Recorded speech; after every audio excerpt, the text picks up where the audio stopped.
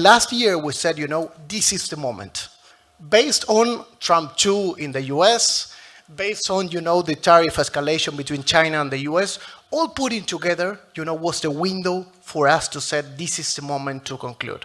So I would like to start with a positive, message saying that beyond all the geoeconomic uncertainty that we are all facing and dealing with in every country, for a small country like Uruguay, but I would say for a regional dimension of Mercosur, it was a good moment to conclude an agreement that we were negotiating for 25 years. So this is sort of the context, and then we can go more in depth in the following question. Thank you, Victoria. Thank you. Thank you very much. It's really impressive, and I know that it stands as a cooperation framework with of the 35 years, yeah? Am I correct? Yeah. So thank you. And my question will come to the next speaker, to Mr. Gomert, Director IFRI France. So Europe is one of the central actors in the ongoing global geoeconomic revival and reorganization. Europe remains a major economic power. However, its strategic vulnerabilities have been exposed in multiple ways. And my question will come to let's say, Europe's geoeconomic posture. So Europe is increasingly using economic tools, sanctions, trade defense measures, industrial policy, and connectivity initiatives as instruments of power. In your view, connectivity initiatives, in your view, does the EU now possess the coherent geoeconomic strategy, or it's still reacting to external shocks and revivals? Where do you see Europe's greatest strength and its most critical vulnerabilities in this emerging battlefield? Thank you. Thank you very much, Victoria. Good afternoon, everyone. I would like to thank, of course, the Yerevan Dialogue for its invitation. Maybe 3 points to try to respond to your uneasy question. By starting with an observation. I think that we have, not only in Europe, but everywhere, changed the paradigm of globalization because we were searching for economic efficiency, and more we are now searching for economic resilience. And it's a huge change in terms of business model, in terms of public policies, in terms also of allocation of resources. We know that you should have some stocks, for instance, but stocks, that's expensive in terms of rotation of capitals and so on. So that's really a big change, and you are also supposed to better understand your value chain for each segment, to try to securate each segment, which is also not so easy to be done. The second point is that in your introduction, I think that you use the keyword of merger between geoeconomics and geopolitics. I think there is an illusion to try to separate them because territorial confrontation are still very at the core of international politics. Have a look about what is happening, in Hormuz, for instance, all the choke points, or Bab el Mandeb more recently, or Suez in the past. So the idea that globalization is something in flux, working easily, it's no more, in the mood, to put things bluntly. And I think that we should be very focused on choke points and on the future of freedom of navigation, because globalization sounds with maritimization, and what is at stake right now with the situation in Hormuz is the future of freedom of navigation. So now to respond more with the third part, much more, to your question related to Europe, I think that we can say that, Europe is a open trade-oriented organization, because that's a big difference with North America, for instance, or other part of the world. Europe needs to continue to import massively fossil energy and minerals. So only for that, there is a need, to continue to strengthen international trade. Having said that, I think that Europe also made a very important geostrategic move with the so-called Green Deal decided by the previous EU Commission, because basically, because of this dependence on fossil energy importation, the move is to invest massively on renewable, on nuclear energy. And the fact is that after 2022, with the large-scale invasion of Ukraine by Russia and the rupture of the energy flows between Russia and Europe, Europe very, very significantly increased its energy transition and is moving in the direction of energy transition. And part of the debate right now in Europe is, should we continue to allocate a lot of money to energy transition at the expense of rearmament, or the opposite, and vice versa? That's a very difficult issue, because in fact, in terms of possibility of diversification for energy supplies, they are not so numerous given the situation in Hormuz. I stop there. Thank you. Thank you. And also regarding the first part of your answer, we have also the technology transformation, AI. It's faster, and the governments and countries should adapt to that. So it's also the challenge in terms of the big picture. I think everyone is agreed, and the countries who are doing the progress in that, they are winning.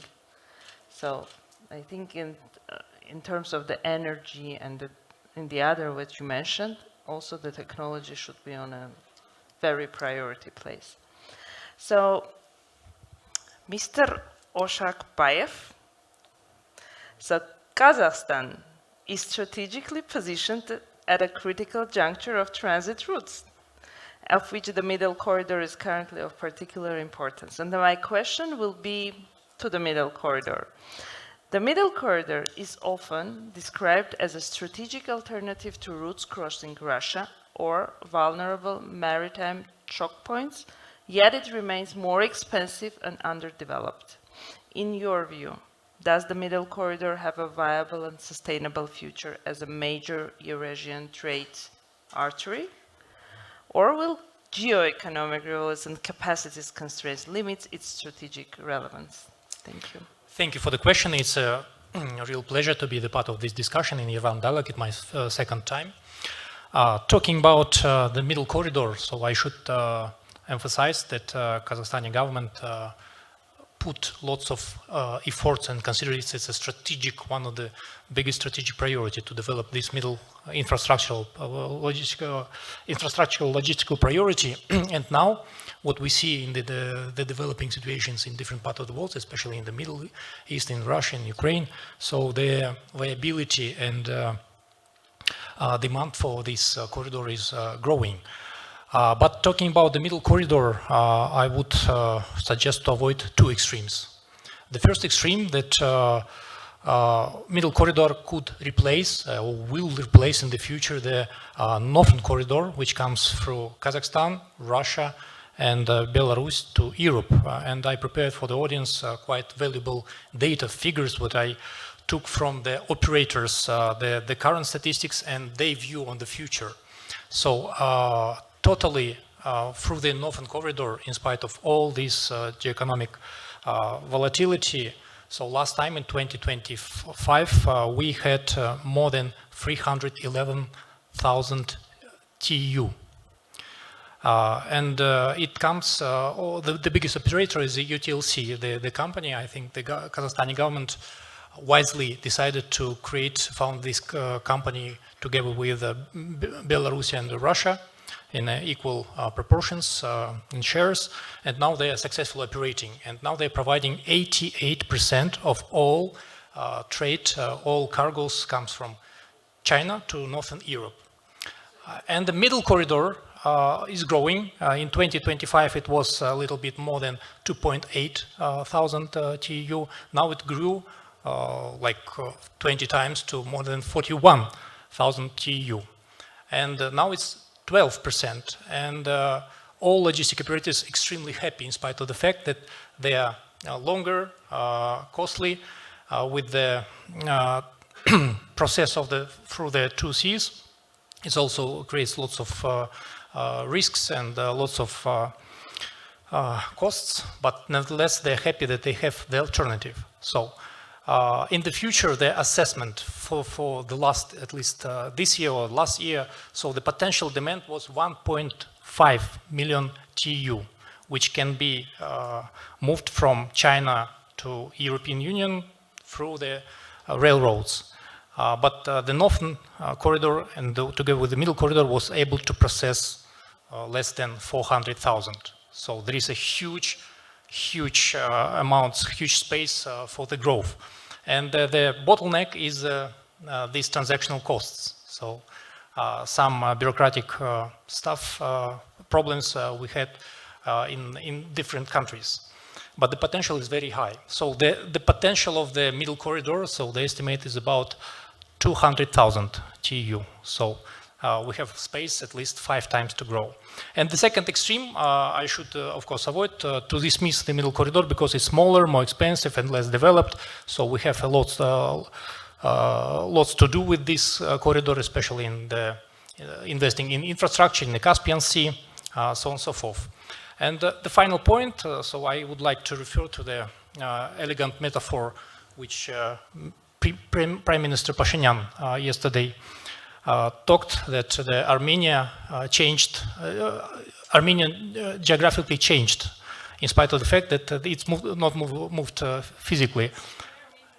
Absolutely, and I think this powerful metaphor also relevant for the whole region of the Central Asia and South Caucasus, and we see with these area carriers when the airspace of Russia was closed. Now we have the tension in the Persian Gulf. It's also some risks, and the value of our airspace of South Caucasus, Armenia, Kazakhstan grew.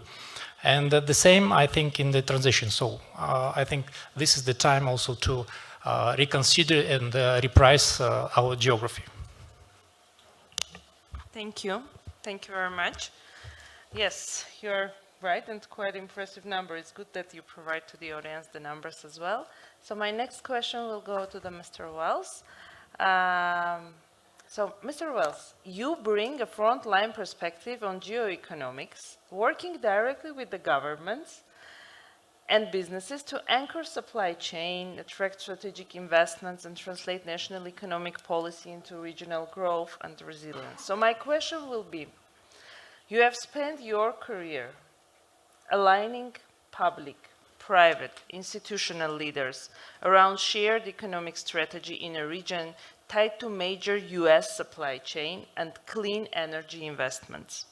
At the regional level, geoeconomics looks like competing for federal dollars, anchoring supply chains, and building strategic resilience.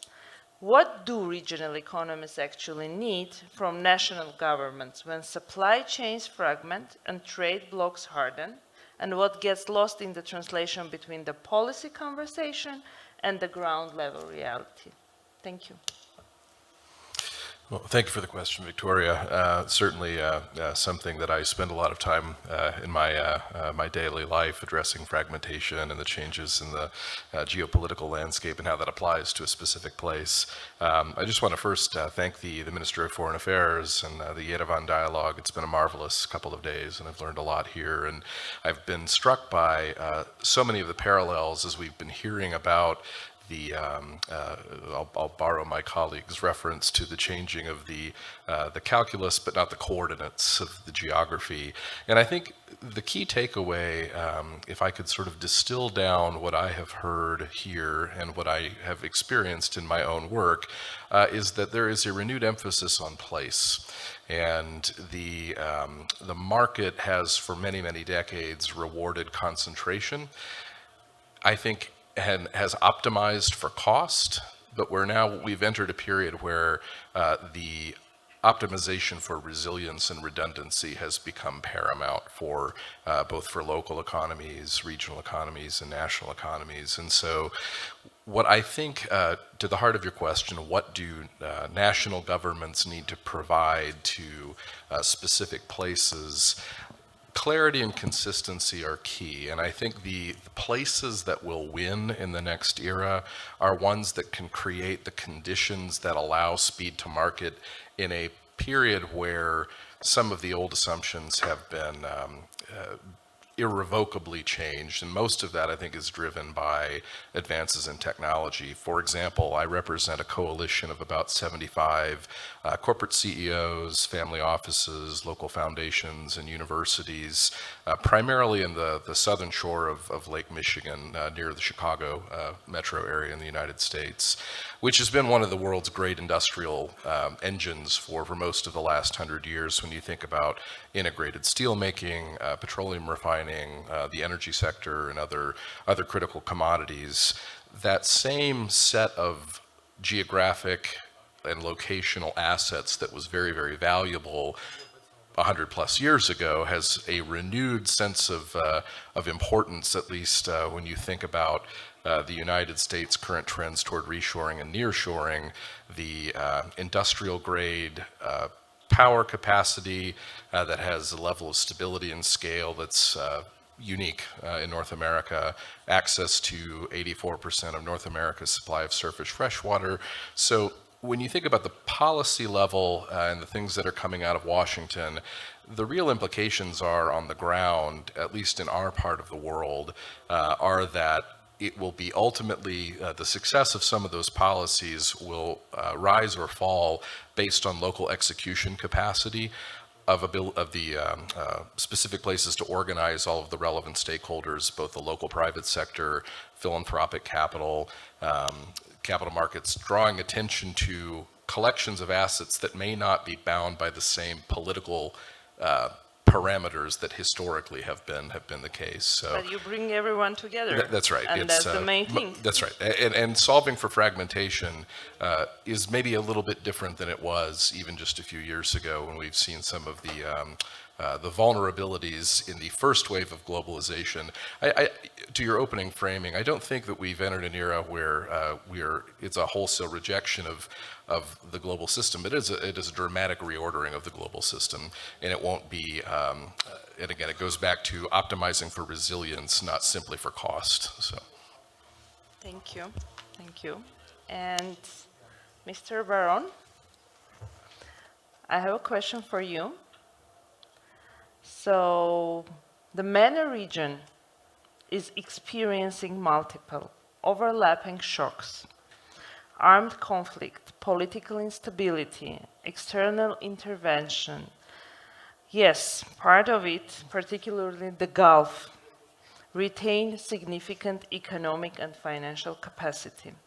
From a geoeconomic perspective, what realistic prospects do you see for resilience in the region, and which sub-regional models or policy choices offer the most credible path forward? Thank you, Victoria. I'm very happy to be here. I wanted to come to Armenia for many years, and I'm happy for the opportunity to come here. And we are happy that you are here. Thank you so much. So many setbacks and so many flight changes. I don't know if Miss Arpi is here. She's here. But there was so many changes in the flights. I was worried that at some point she will do something to herself. So, and that will be on my account. So thank you so much for all the help. So we at the Middle East, we always make sure that the world will never forget us, and we always give all the action the world needs. And I think the past 2.5 years were another reminder of that. You were asking about resilience and stability. I mean, obviously resilience is not the same as stability.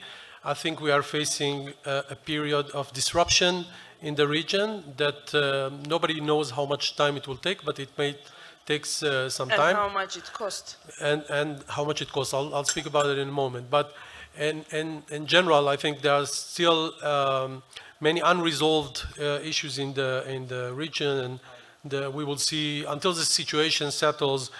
Iran, Yemen, Lebanon, Iraq, Syria. There are so many places in which we will need to go through changes before we see any changes. So what we have now, we are seeing new formations of resilience. We're seeing different countries show different ways of contending with the situation.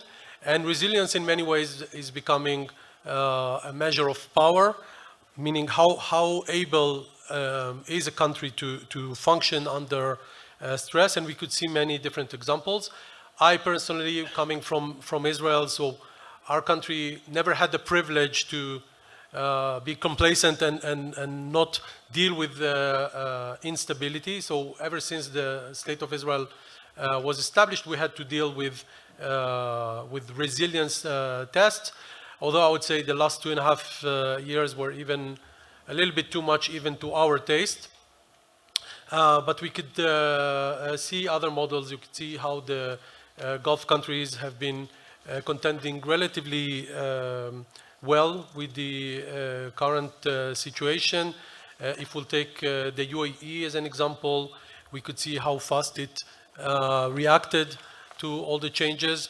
And we could see even, I mean, so we can talk about in terms of resilience of security, missile defense, etc., and civil society dealing with the situation. But if we look into geoeconomics and the way the country deals with that, you could see how consistent efforts to diversify the economy over the last years have really made these countries more mature and more able to deal with that. The investments in sovereign wealth funds that basically made many of these countries from basically economies based only on oil, now based on foreign investments. And this in many ways, in my opinion, can explain even the UAE withdrawal from OPEC, because from a country that only needs the oil prices to be coordinated with all the others in this cartel, suddenly it sees itself as invested in so many other places in which you need more stability and you don't enjoy volatility. So basically just enjoy what you have, even if the prices go down, because you need stability in other places. I will maybe just mention in a word the issue of connectivity. We see now more and more connectivity efforts as a new methods of resilience. Maybe I'll talk more about that later, but one of the ways to do that is through economic corridors. So Rahim already spoke about one of them, that's north of the MENA region, but we have in the MENA region, we have primarily now we're talking about IMEC, the India, Middle East, Europe economic corridor, but there are so many others that are taking form now. We see those going through the Arabian Peninsula, and we have the Iraq Development Road and several others. The problem is that we see more and more connectivity projects, but we see these connectivity efforts without integration. So that's the missing part, and the that's integration. the missing part of the region is integration, and many of the issues we were currently dealing with in the region is the result of many years of not being integrated. This is one of the least integrated regions in the world, and my organization specifically, this is what we were established to do, to push for more cooperation and integration in the region. These connectivity projects basically create the hardware, but not the operating system. And we will need all these tools that will connect all these different projects into one rationale and to be optimized by governance tools. And maybe I'll talk about that a little bit more later. Thank you. Thank you. Thank you. And I think we have time to have a one round and also have some questions from the audience. But I will ask the speakers just to be a bit short, that we have time and to give the possibility to the audience to ask the questions. So, Mr. Albertoni, my next question is that you have been closely associated with Uruguay's push to diversify its economic partnerships, including engagement with the Comprehensive and Progressive Agreement of the Trans-Pacific Partnership. As major powers expand the use of sanctions, export controls, and industrial policy, how should smaller, trade-dependent economies avoid becoming collateral damage in the economic security competition? So what mix of diversification, compliance capacity, regional coordination can Mercosur pursue to build resilience without drifting into fragmentation or protectionism?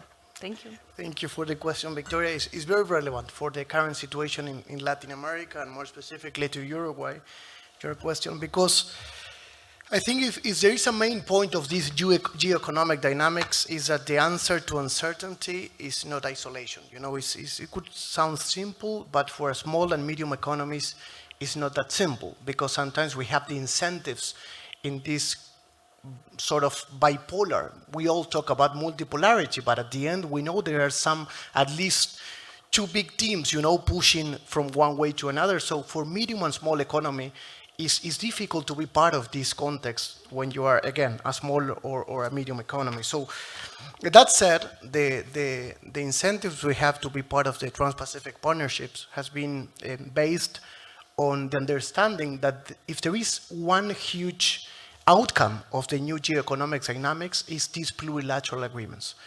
And we can see TISA, the Trade and Investment Services Agreement, that became, you know, and started as a small trade and services group, and now it represents 70% of trade and services.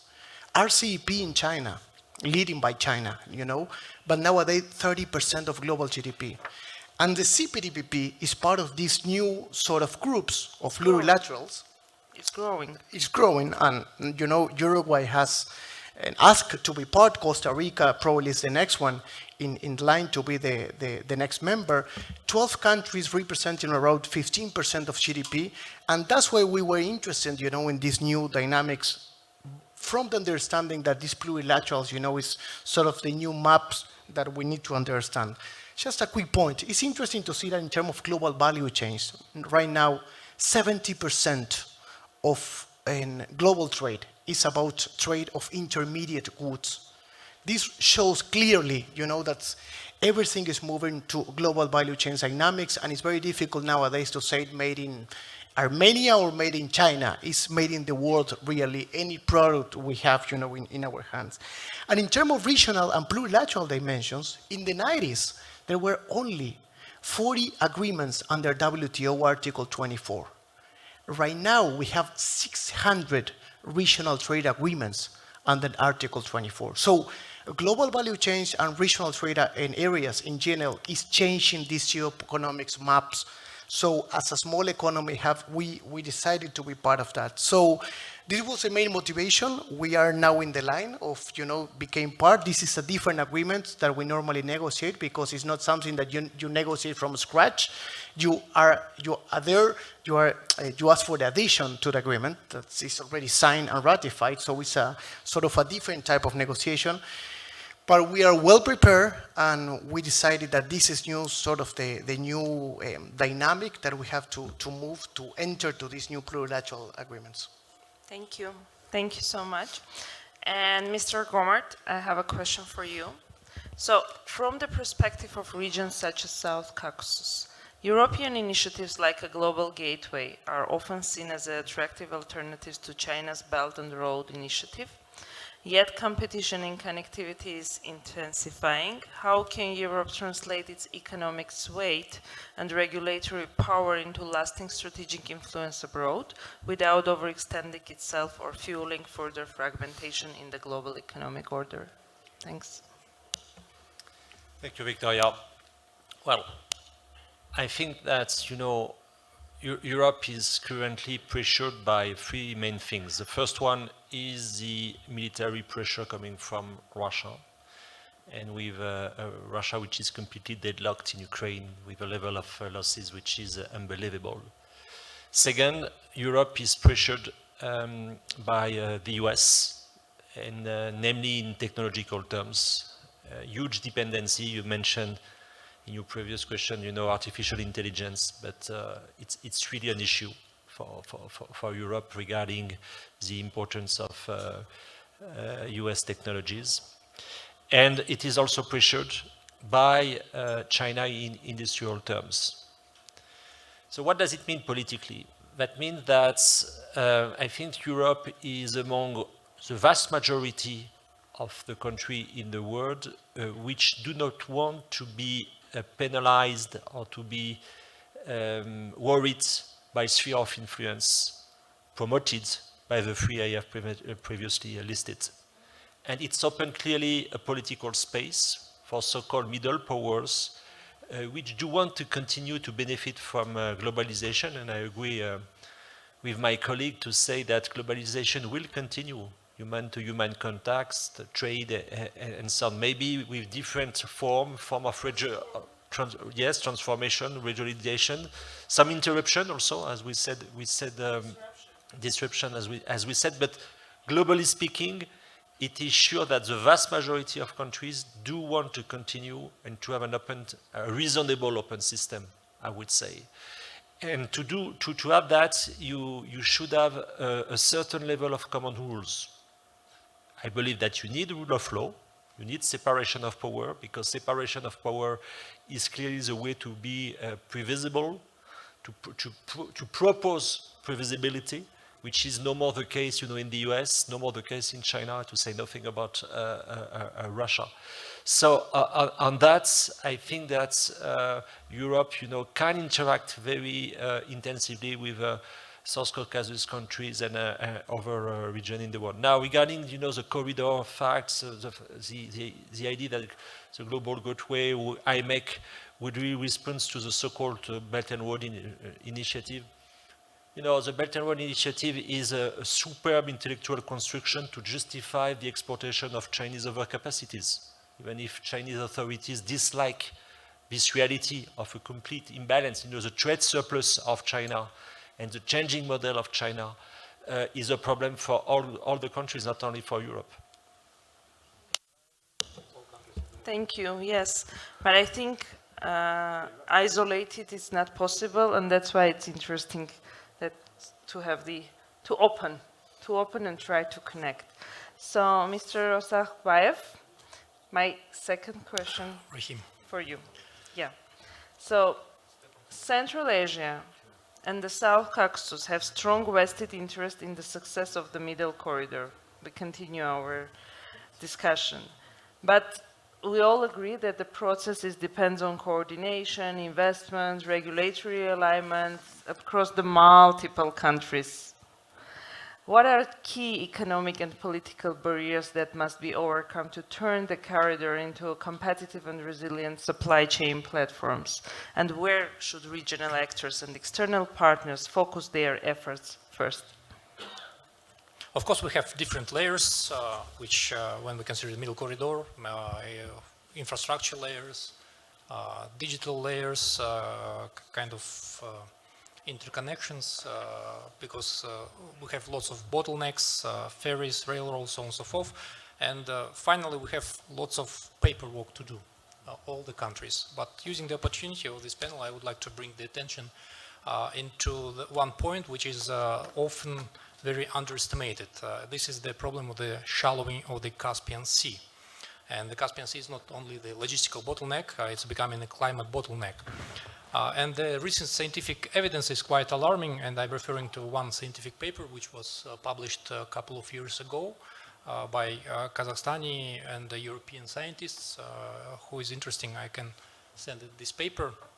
So they estimate that the Caspian Sea level declined by about 6 centimeters per year between 2002 and 2015. And since 2020, annual decline as high as 30 centimeters have been measured. Water levels fell by around 1.4 meters between 2006 and 2021, and by approximately 75 centimeters just between 2022 and 2024. And if we're making simple extrapolation to 2036 with the investment horizon of 10 years of ports, ferries and terminals, the Caspian could be another 0.6 to 1 meter lower under conservative assumptions, and 2.5 to 3 meters lower if the accelerated trends of the last few years will continue. And this matters because the northern Caspian is extremely shallow. Its average depth is around only 5 meters, and a 2.5 meters decline already creates substantial loss of water, and turn this in the extreme scenarios of the 5 meters decline could turn about 77,000 square kilometers of today's water area into the land, roughly 20%. And this is the scientific data. And participating in many logistics conferences, I'm really surprised that the investors, they are ignoring these facts. We should these find accelerators out what is missed. Yeah. They are ignoring. And I think the climate factor, the water factor, becoming more and more significant. And we asked our Azerbaijani friends, our friends from Russia, Turkmenistan, all the Caspian countries, that they should get together and put efforts into to address this problem, because there is no evident kind of consensus view on the reasons of the shallowing of the Caspian Sea and how we can prevent this ecological disaster.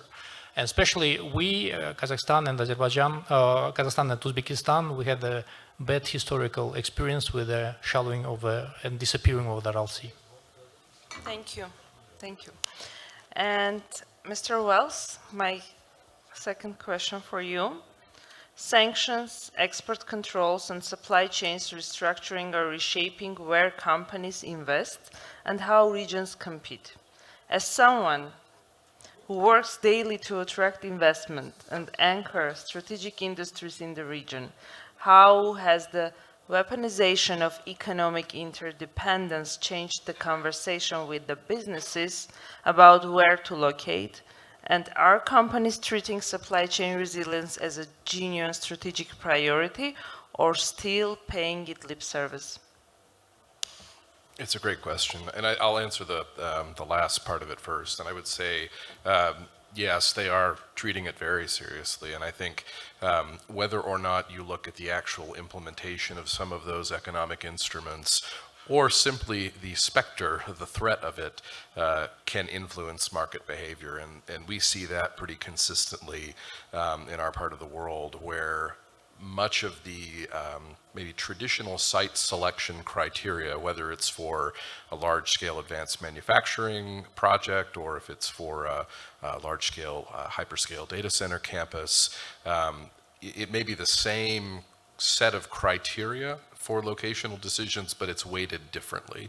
And to my colleague's point about water and pricing and the risks associated with climate change and water, we're hearing from several large real estate investment trusts that is another consideration that is rapidly escalating up their list of locational weighted factors is availability of water. And so, we see it as a durable priority for corporate capital investment. And I think that will be the case regardless of how the political cycle, both in the United States and abroad, continues to evolve in subsequent years. It does seem like it's a trend that's going to continue for a while. Thank you. And Mr. Baron, I have a question for you. So, MENA is a critical node in global trade and supply chains, hosting key maritime choke points such as Strait of Hormuz, the Suez Canal, Bab el-Mandeb, and the Strait of Gibraltar, each increasingly exposed to geopolitical rivalry and security risks. Do you see the region evolving in a stable and reliable pillar of global connectivity? This is the continuation of what we talk, or will these strategic vulnerabilities continue to limit its role in an era of geoeconomic competition? Yeah, thank you. So,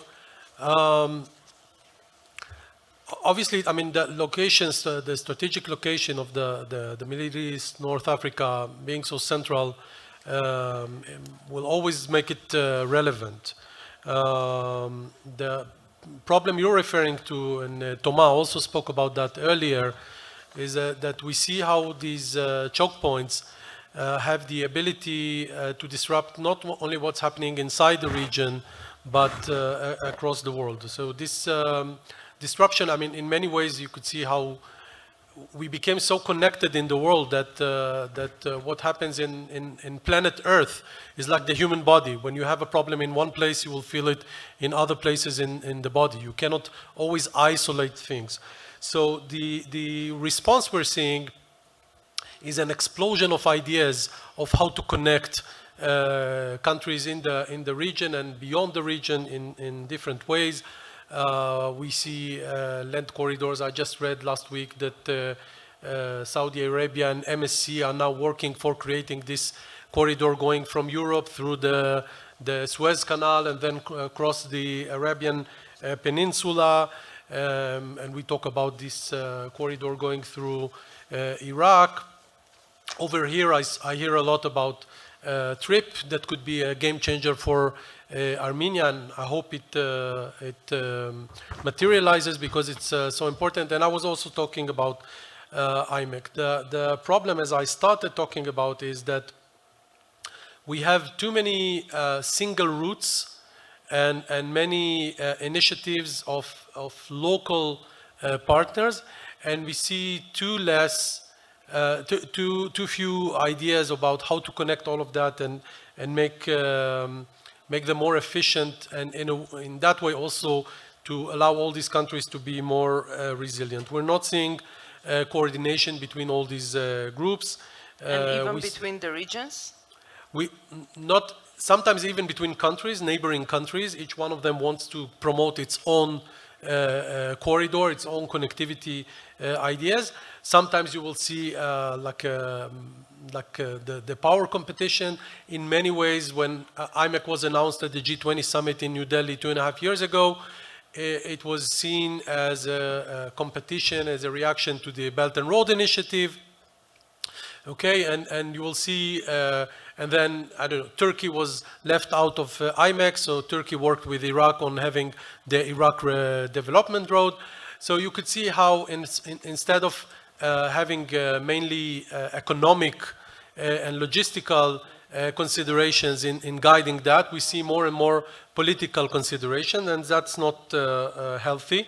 It pushes many countries to become in a position where they are being asked to choose between the different options. Either you are with our corridor or you're with the other corridors, and many countries can't allow themselves to choose. They have to hedge and they have to diversify, and this is something that we need to take into consideration. And I think I'm in one of these countries that cannot allow ourselves to make a black or white choices. So I think that's very important. I think it's important to work more on seeing how these connectivity efforts are not becoming connectivity silos, but rather how do we create connected vessels to work on all of that, and how we put more governance into all these issues.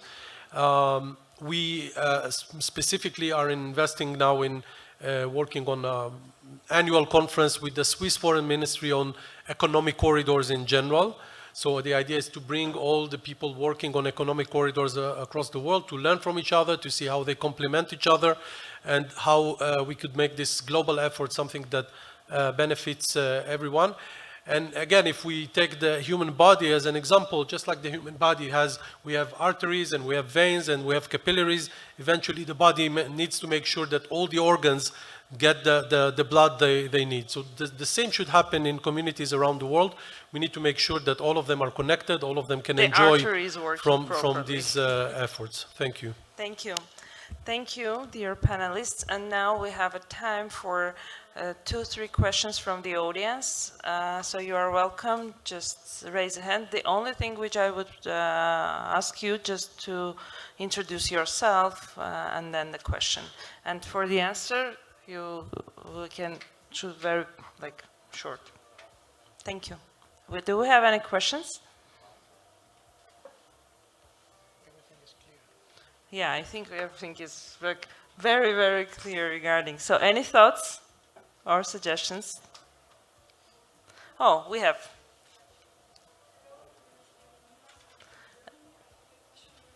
Just 1 sec, we will pass the microphone. Hello, Barevdes. My name is Leonie. I'm Leonie Nienhaus. I'm from Germany. I have a question for Mr. Baron.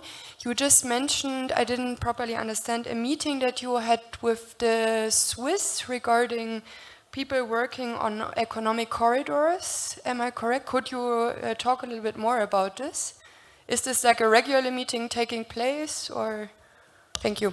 No, so what I was saying, like we convened earlier this year a high-level roundtable on specifically on IMEC with the Swiss Foreign Ministry, but then in the following discussions, what we were discussing with them is that we can't allow ourselves to look only on one economic corridor, but we need to create a framework that will allow people dealing with all economic corridors to engage with each other.